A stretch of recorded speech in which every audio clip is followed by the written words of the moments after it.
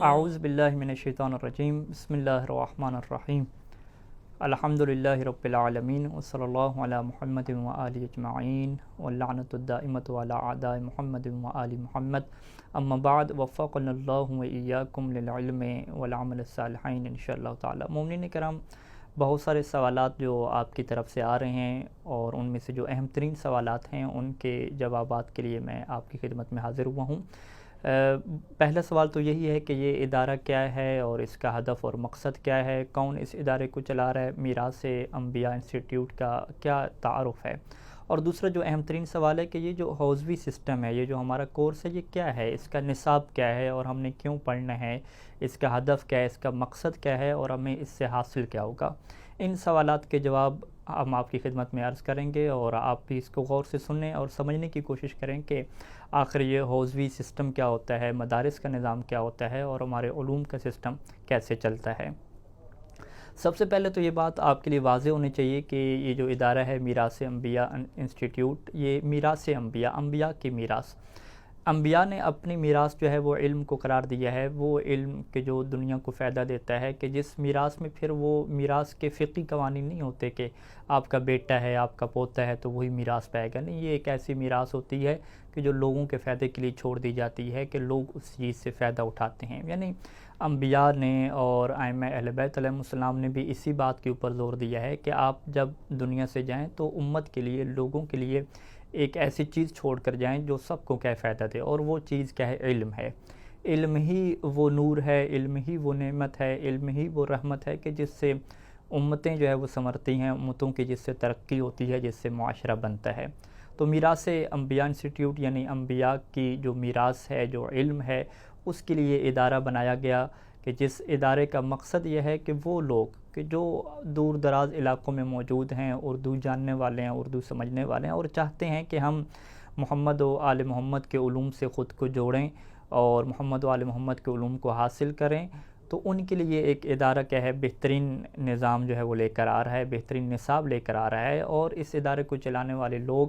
ظاہری بات ہے وہ آپ کے سامنے ہیں کہ حوزہ علمیہ نجف اشرف کی وہ مشہور شخصیات اور مشہور اساتذہ اور ماہر ترین اساتذہ کہ جن کے بارے میں آپ تحقیق بھی کروا سکتے ہیں، آپ پوچھ بھی سکتے ہیں، اور آپ کے لیے واضح ہے کہ اس ادارے کو چلانے والے لوگ کوئی عام لوگ نہیں ہیں بلکہ وہ ذمہ دار لوگ ہیں۔ تو لہٰذا آپ ایک ذمہ دار ادارے سے جڑنے جا رہے ہیں۔ یہ ادارہ کہ جس کے انتظامات اور جس کی جو بنیاد ہے وہ حرم ابو الفضل العباس علیہ السلام کی طرف ہے، اور ابو الفضل العباس علیہ السلام کا جو حرم ہے وہ بہت سارے اس طرح کے تعلیمی پروجیکٹ چلا رہا ہے دیگر زبانوں میں، تو یہ ایک اردو کا اس کا تعلیم کا پروجیکٹ ہے کہ جس کو وہ لے کے چل رہا ہے، اور مقصد یہ ہے کہ دنیا کے کونے کونے میں علم کا نور پھیلے۔ تو یہ جو آن لائن سسٹم ہے، اس سسٹم میں جو حوزوی تعلیم ہے، جو مدارس کی تعلیم ہے، باقاعدہ اس کو جو ہے وہ مرتب کیا گیا ہے۔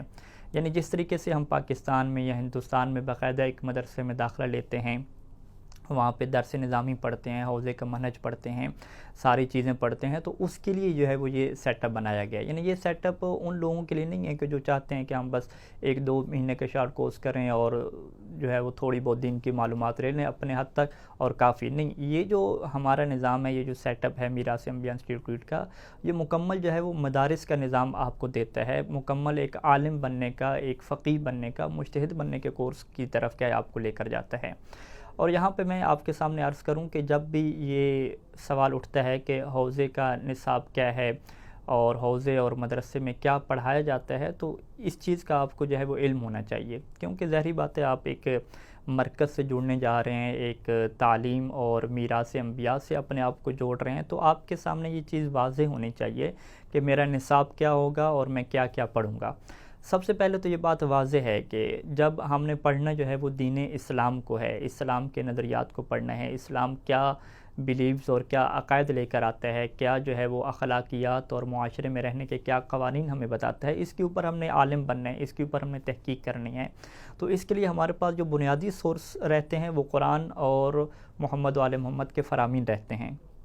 اور چونکہ قرآن جو ہے وہ قدیم زبان، محمد و آل محمد کے فرامین قدیم اور قدیم خالص عربی میں یہ چیزیں ہیں، تو سب سے پہلے جو نصاب کے اندر جو مرکزی چیز ہوتی ہے کہ انسان کو اس قابل بنایا جاتا ہے کہ وہ جو قدیم عربی زبان ہے اس کو وہ جان سکے، اس کو وہ سیکھے، قدیم عربی زبان کو سیکھے کہ جس کی وجہ سے وہ پہلے مرحلے پہ ایک اچھا مترجم بنے۔ اس کے لیے قرآن مجید کی آیات کا ترجمہ کرنا، روایات اہل بیت علیہم السلام کا ترجمہ کرنا، اس میں جو ہے وہ اس کے لیے مشکل نہ رہے، وہ خود اس چیز کا ماہر بنے۔ تو اس کے لیے ظاہری بات ہے اسے عربی ادب میں جو ہے وہ ماہر بننا پڑتا ہے، کہ جس کے لیے اسے 3 جو بنیادی علوم ہیں اس کے اوپر محنت کرنا پڑتی ہے، کہ جس میں سے سب سے پہلے علم نحو آتا ہے، پھر علم صرف آتا ہے، پھر جو ہے وہ اس میں علم بلاغت اور فصاحت کے جو علوم ہیں وہ اس کے اندر آتے ہیں۔ تو یہ 3 جو ہے وہ مرکزی علوم چلتے ہیں۔ اس کے ساتھ ساتھ جو معاون علوم ہیں، لغت کے علوم ہو گئے اور دیگر ادبیات وغیرہ، وہ بھی کتب ہوتی ہیں کہ جس کو انسان پڑھ کے پریکٹس کر کے وہ قوانین سیکھتا ہے، وہ قدیم عربی سیکھتا ہے، کہ پہلے مرحلے میں وہ اپنے آپ کو اس قابل بناتا ہے کہ اب وہ کسی اور کے ترجمے کے اوپر ڈیپینڈ نہیں کرے گا کہ یہ فلاں جی مترجم نے ترجمہ کیا تو میں اس کو مان رہا ہوں، نہیں، وہ اس سسٹم میں خود کو اس قابل بناتا ہے کہ خود سے جو ہے وہ قرآن مجید کی آیات کو اور محمد و آل محمد کے فرامین کو سیکھ سکے۔ تو لہذا اس نصاب کے پہلے حصے میں آپ یہ سمجھ لیں کہ آپ کو جو ہے وہ قدیم عربی زبان کا جو ہے وہ ماہر بننا ہوگا، اور اس کے لیے جو نحو اور صرف اور بلاغت کی کتابیں ہیں وہ ترتیب کے ساتھ جو ہے وہ یہاں پہ پڑھائی جاتی ہیں۔ دوسرے مرحلہ میں چونکہ قرآن و حدیث کو ہم نے ترجمہ کر لیا، قرآن و حدیث کا ترجمہ کرنے کے بعد ظاہری بات ہے اس کو ہم نے سمجھنا ہے، اس سے ہم نے استدلال کرنا ہے، تو اس کے لیے ہمیں علم منطق کی ضرورت پڑتی ہے، کہ علم منطق آ کے ہمیں استدلال سکھاتا ہے کہ اس طریقے سے ہم ایک دلیل قائم کریں تاکہ ہم قیاس سے بچ جائیں، تاکہ ہم استحسان سے بچ جائیں، اور ہماری دلیل ایک پختہ دلیل ہو کہ جس میں ہم جو ایک ذاتی رائے ہوتی ہے اس سے ہم بچ جائیں، اور وہ وہی بات ہو کہ جو اہل بیت علیہم السلام سمجھانا چاہتے ہیں، جو اللہ تعالیٰ اپنی آیات کے ذریعے سے امت کو بتلانا چاہتا ہے، اس سے ہم صحیح استدلال کر کے آگے تک پہنچ سکیں۔ تو اس کے لیے علم منطق کی ضرورت ہوتی ہے کہ جو ہمیں استدلال سکھاتا ہے، صحیح طریقے سے فکر اور سوچ و بچار کرنا سکھاتا ہے۔ اور اسی کے ساتھ ساتھ چونکہ قرآن مجید کی آیات محکم ہیں، متشابہ ہیں، روایات میں اس طریقے سے محکم، متشابہ، مطلق، مقید اور بہت ساری چیزیں ایسی ہیں کہ جن کو آپس میں جوڑ کے جو ہے وہ ہمیں نتیجہ نکالنا پڑتا ہے۔ تو اس کے لیے ہمیں جو ہے وہ علم اصول فقہ کی ضرورت پڑتی ہے، اور علم اصول فقہ کے وہ قوانین ہمیں دیتا ہے کہ روایات اہل بیت علیہ السلام سے کیسے کیا ہے آپ نے چیزوں کو جو ہے وہ نکالنا ہے۔ تو یہ 2 علوم ہو گئے، علم منطق اور علم اصول فقہ کے، جو ہمیں قرآن مجید کی آیات اور روایات اہل بیت علیہ السلام سے استدلال کرنے اور وہاں سے اپنے جو مطلب ہے اور کوئی ایک نظریہ ہے اس کو نکالنے کے لیے کیا ہے یہ چیزیں مدد دیتی ہیں۔ اس کے علاوہ بنیادی چیز جو ہے وہ جو احادیث میں ہمیں پیش آتی ہے کہ ہمیں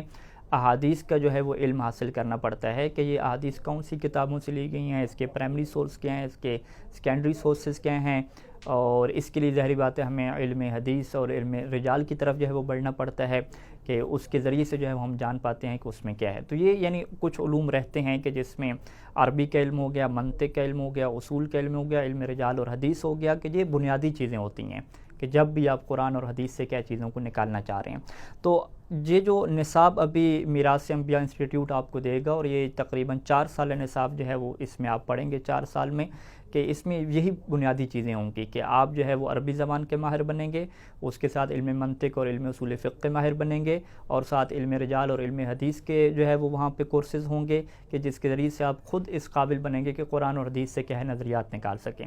ان سارے علوم کے ساتھ ساتھ جو ہے وہ علم عقائد بھی ہمارے ساتھ چلے گا۔ علم عقائد کے ساتھ جو فقہی احکام ہیں، جو قوانین ہیں ہمارے زندگی میں کہ جن قوانین کے اوپر ہم نے عمل کرنا ہے وہ بھی ساتھ ساتھ چلے گا، اور جو اخلاق کے اہل بیت علیہ السلام ہے اس کی تعلیم بھی کیا ساتھ ساتھ چلے گی۔ تو یہ جو ہے وہ نصاب کا ایک آپ کے سامنے میں نے جلدی ایک خاکہ بیان کر دیا کہ اس طریقے سے جو ہے وہ ہمارا ہدف ہے اس چیز کو جو ہے وہ آگے لے کر جانے کا، اور یہی ہدف جو ہے وہ حوزہ علمیہ نجف اشرف کا ہے، اور باقی جتنے مدارس کام کر رہے ہیں ان کا ہدف ہے۔ اور اس میں جو آن لائن سسٹم میں نظام بنایا گیا ہے کہ دروس روزانہ کی بنیاد پہ آپ کو بھیجے جائیں گے، اور پھر اس کا ایک امتحان کا سسٹم ہوگا کہ جس کے ذریعے سے آپ اپنے آپ کو چیک کر سکیں گے کہ میں کتنا قابل ہو چکا ہوں اور کتنا میں سیکھ چکا ہوں۔ تو یہ ساری چیزیں جو ہے وہ جو میراث انبیاء کے جو ہے وہ گروپس ہیں اور جو کمیونٹی ہے اس میں یہ چیزیں کیا شیئر ہوتی رہیں گی۔ جو آخری سوال ہے کہ ہم اس سسٹم سے کیوں خود کو جوڑیں، تو ظاہری بات ہے اس کا جواب ہمارے لیے واضح ہونا چاہیے کہ یہ کوئی دنیا کا علم نہیں ہے کہ ہم نے اس کے ذریعے سے جو ہے وہ اچھی جاب کرنی ہے، اچھا کمانا ہے۔ یہ علم اس کے لیے نہیں ہے، یہ علم اس لیے ہے کہ ہمارا درجہ جو ہے وہ اللہ کے ہاں بڑھ جائے۔ قرآن مجید کی آیات ہیں کہ جو علم والے ہوتے ہیں ان کا مقام، ان کا رتبہ اللہ کے ہاں بڑھ جاتا ہے، وہ محمد و آل محمد کے منظور نظر لوگ ہوتے ہیں، وہ ان کے قریب ہو جاتے ہیں۔ تو یہ تو بنیادی ہدف ہے ہمارا کہ ہم اپنے آپ کو اس قابل بنائیں کہ ہم اللہ کے قریب ہو جائیں، ہم محمد و آل محمد کی نگاہ میں اچھے لوگ شمار ہوں، ایک جو ہے وہ بڑے رینک کے جو ہے وہ لوگ ہم شمار ہوں ان کے ہاں۔ یہ جو ہے وہ بنیادی ہدف ہوتا ہے۔ اس کے بعد جو اس کے ساتھ ایک ہدف جڑتا ہے جو روایات اہل بیت علیہ السلام میں بیان ہوا کہ جو احیاء امر اہل بیت ہے، کہ امر اہل بیت علیہ السلام کو زندہ کرنا، دنیا میں محمد و آل محمد کے علوم کو پھیلانا، محمد و آل محمد کی تعلیمات کو، ان کی افکار کو، ان کی فلسفی کو دنیا کے سامنے رکھنا، پھیلانا۔ اور یہ اتنی اہم چیز ہے کہ امام رضا علیہ السلام نے فرمایا تھا کہ اگر ہمارے کلام کی خوبصورتیاں اور ہماری افکار اگر لوگوں تک پہنچ جاتی ہیں تو وہ خود بخود پھر ہماری پیروی کرنے لگ جائیں گے، ہماری طرف آ جائیں گے۔ لیکن اس کے لیے پہلے مرحلے میں ہمیں خود اس قابل بننا ہوتا ہے کہ ہم اس قابل بنیں کہ محمد و آل محمد کے نظریات کو، ان کی افکار کو، ان کی جو فلسفی ہے ان کو ہم خود سمجھ سکیں۔ تو وہ سمجھنے کے لیے ظاہری بات ہے سارے نصاب سے ہمیں گزرنا پڑتا ہے، تب جا کے جو ہے وہ ہم اس قابل بن سکتے ہیں۔ تو لہٰذا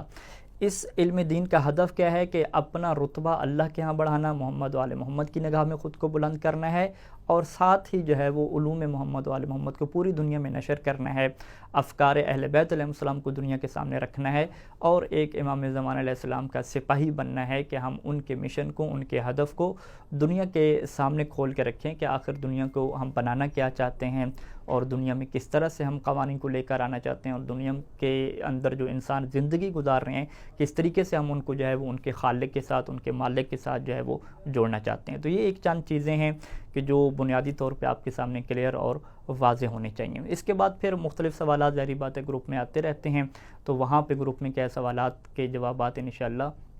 جو وہاں کے ہمارے مسئولین ہوں گے، ذمہ دار افراد ہوں گے، وہ آپ کو جو ہے وہ گائیڈ کرتے رہیں گے۔ وصلی اللہ علی محمد و آلہ اجمعین، والسلام علیکم ورحمۃ اللہ وبرکاتہ۔